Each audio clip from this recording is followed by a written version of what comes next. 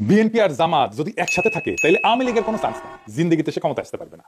তার ক্ষমতায় আসার জন্য দুইটা জিনিসের দরকার, জামাত আর বিএনপির ভোট ভাগ করে দেওয়া আর জাতীয় পার্টিকে কাছে টানা। এটাই আসলে ইন্ডিয়ান প্ল্যান। এখন দ্বিতীয় কাজ হচ্ছে জামাতকে ধ্বংস করে দেওয়া, মূলত তার শীর্ষ নেতাদের মাইরা ফেলা, তাদের নিয়ন্ত্রিত আর্থিক প্রতিষ্ঠানগুলো হয় ধ্বংস করে দেওয়া অথবা দখল নিয়ে দেওয়া। এইভাবে ইসলামী ব্যাংক গেল, তাই না?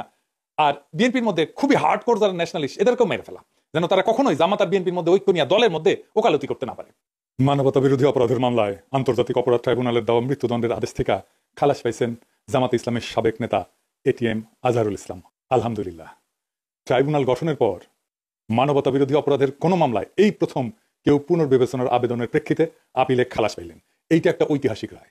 শুনতেছি বাম সেকুলার মহলে আর্তনাদ শুরু হয়েছে, ইউনূসের সরকার নাকি রাজাকারের পাহারাদার। রায় বাতিল করলো আদালত। রাজাকারের যদি পাহারাদারি হয় তাহলে সেটা আদালত হবে, প্রফেসর ইউনূসের সরকার কেন? আদালত কি সরকারের পাঠ?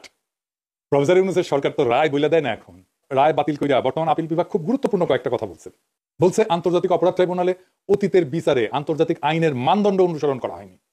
যে সমস্ত তথ্য প্রমাণ এই মামলায় ছিল তা অতীতের আপিল বিভাগে সঠিকভাবে বিবেচনা করতে ব্যর্থ হয়েছে। দুইটা জিনিস বলছে এবং ফাইনালি মতামত দিচ্ছে, যেটা পর্যবেক্ষণে বলছে যে এই মামলায় অতীতের রায়ে গ্রস মিসক্যারেজ অফ জাস্টিস হয়েছে, অর্থাৎ বিচারের নামে ব্যাপক অবিচার হয়েছে। আদালতে যে সমস্ত সাক্ষ্য প্রমাণ উপস্থাপন করা হয়েছিল সেগুলোর পর্যালোচনা ছাড়াই ফাঁসি দিয়ে দেওয়া হয়েছিল। তো আপিল বিভাগ বলছে যে পৃথিবীর ইতিহাসে এটা একটা ট্রাভেস্টি অফ ট্রুথ, অর্থাৎ বিচারের নামে অবিচার।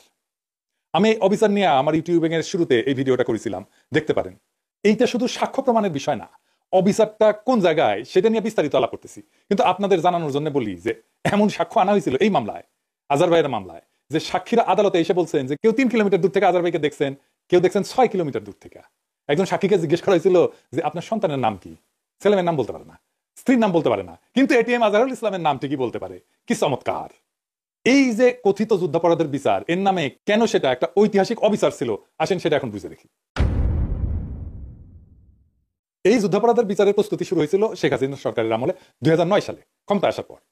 কেন হাসিনা এই বিচারটা করতে গেল, এইটা গুরুত্বপূর্ণ, এইটা একটু বুঝতে হবে।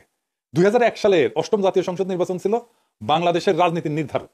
বিএনপি ওইখানে 41.40% ভোট পাইছিল আর 193টা আসন পাইছিল। আওয়ামী লীগ পাইছিল একটু কম, বিএনপির চেয়ে খুব বেশি কম না, কিন্তু 40.02% ভোট। এটা সে পাশে দুইটা উপর নিচ করে লিখে দেন। আর আসন পাইছিল কত? 62টা। জাতীয় পার্টি পাইছিল 7.22% ভোট, 14টা আসন পাইছিল। আর জামাত পাইছিল 4.28% ভোট, 17টা আসন পাইছিল। বিএনপি জামাত মোট পায় 210টা আসন। আপনারা খেয়াল করলে দেখবেন যে ভোট যে পরিমাণে পাইছে, যে পার্সেন্টেজে পাইছে বিএনপি জামাত, তার চেয়ে আসন সংখ্যা অনেক বেশি। কেন? কারণ বিএনপি আর জামাতের ভোট একসাথে হয়েছিল। বিএনপির সিটে সে জামাতের ভোট পাইছে, জামাতের সিটে সে বিএনপির ভোট পাইছে। তো আপনি খেয়াল করলে দেখেন যে আওয়ামী লীগ আর বিএনপির ভোটের তফাৎ কিন্তু বেশি না, 1.5%-এরও কম। এইখানেই আসল ঘটনা। কি সেই ঘটনা? বিএনপি আর জামাত যদি একসাথে থাকে তাহলে আওয়ামী লীগের কোনো চান্স নেই, জিন্দেগিতে সে ক্ষমতায় আসতে পারবে না। তার ক্ষমতায় আসার জন্য দুইটা জিনিসের দরকার, জামাত আর বিএনপির ভোট ভাগ করে দেওয়া আর জাতীয় পার্টিকে কাছে টানা। এইটাই আসলে ইন্ডিয়ান প্ল্যান। বিএনপি জামাত সারুক, এটা বাঙ্গ প্রগতিশীলদের একটা দাবি না দীর্ঘদিন থেকে? 2008 সালের নির্বাচনে আওয়ামী লীগ তাই করলো। এখন দ্বিতীয় কাজ হইতেছে জামাতকে ধ্বংস করে দেওয়া। কি করলো 2008 সালের নির্বাচনে? জাতীয় পার্টির সাথে নিয়ে নির্বাচন করলো, বিএনপি আর জামাত আলাদা আলাদা নির্বাচন করলো। এখন দ্বিতীয় কাজ হচ্ছে জামাতকে ধ্বংস করে দেওয়া, মূলত তার শীর্ষ নেতাদের মাইরা ফেলা, তাদের নিয়ন্ত্রিত আর্থিক প্রতিষ্ঠানগুলো হয় ধ্বংস করে দেওয়া অথবা দখল নিয়ে দেওয়া। এইভাবে ইসলামী ব্যাংক গেল, তাই না? আর বিএনপির মধ্যে খুবই হার্ড কোর যারা ন্যাশনালিস্ট, এদেরকেও মেরে ফেলা, যেন তারা কখনোই জামাত আর বিএনপির মধ্যে ঐক্য নিয়ে দলের মধ্যে ওকালতি করতে না পারে। এভাবেই সালাউদ্দিন কাদের চৌধুরীকে ফাঁসি দেওয়া হলো। এবার বুঝতে পারতেছেন তো কেন, কাকে, কিভাবে এই মামলায় ঢোকানো হয়েছে এবং ফাঁসি দেওয়া হয়েছে। এই কাজটা করার জন্য সে বাইসা নিল ওয়ার অন টেররের বয়ান। সেটা কি?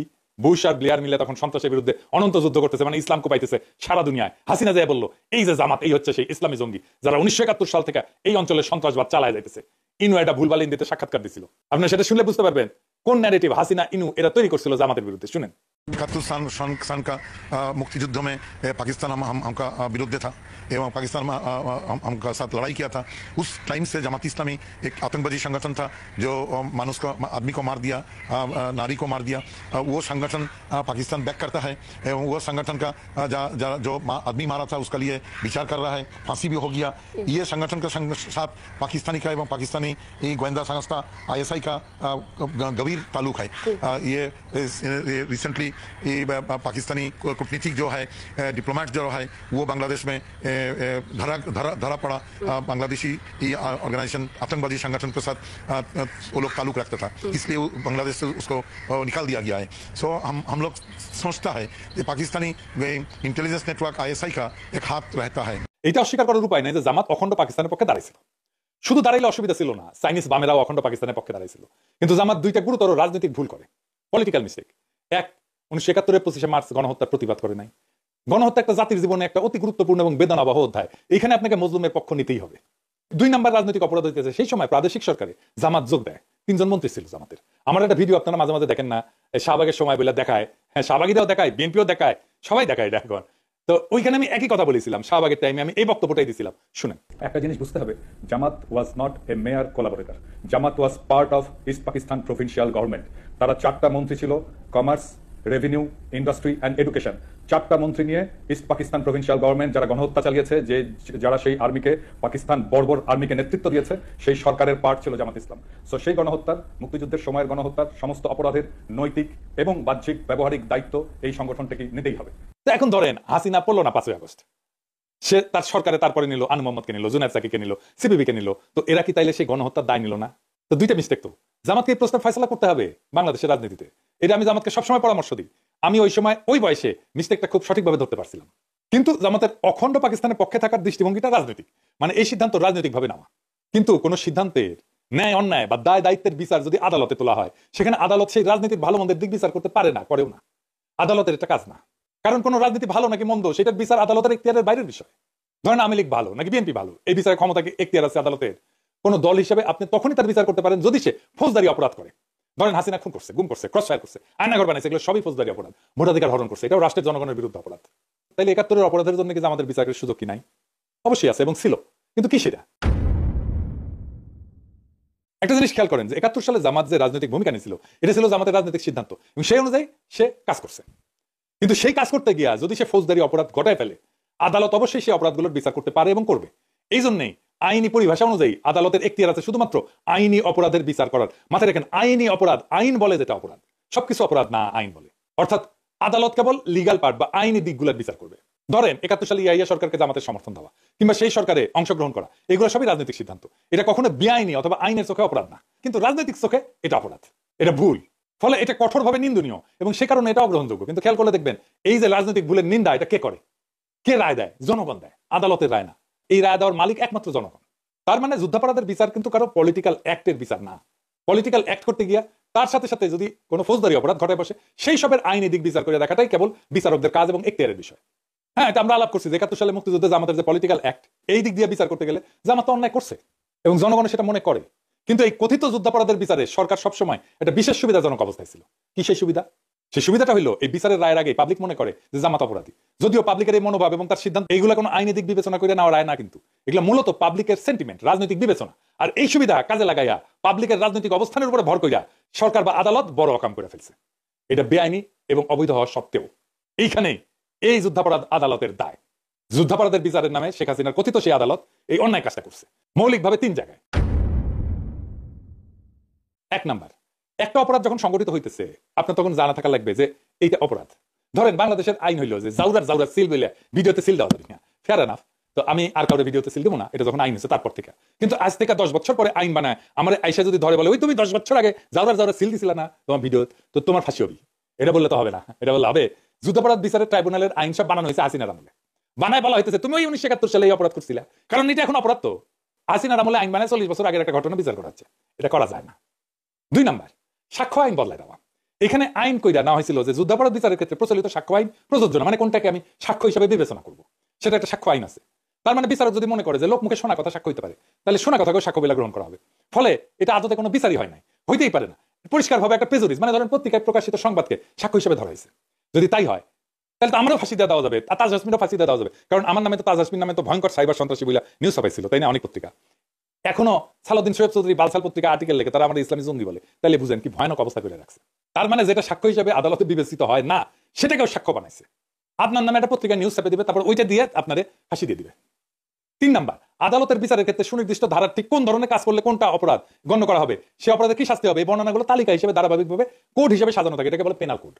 আদালতে অভিযোগ দায়ের করার টাইমে অপরাধের ওই ধারাবাহিক নাম্বার উল্লেখ করে মামলা সাজানো হয়। এটাই আমাদের প্রচলিত ভাষায় অপরাধের ধারা বলি। যেমন ধরেন কওয়া যায় 302 ধারা মানে এটা খুনের অপরাধ, 420 মানে 420 বলি আমরা যেটা, এটা হইতেছে প্রতারণার অপরাধ। এইরকম খেয়াল করবেন, যুদ্ধাপরাধের বিচারের আইনে কয়া দেওয়া হয়েছিল প্রচলিত পেনাল কোড এই বিচারের ক্ষেত্রে প্রযোজ্য না।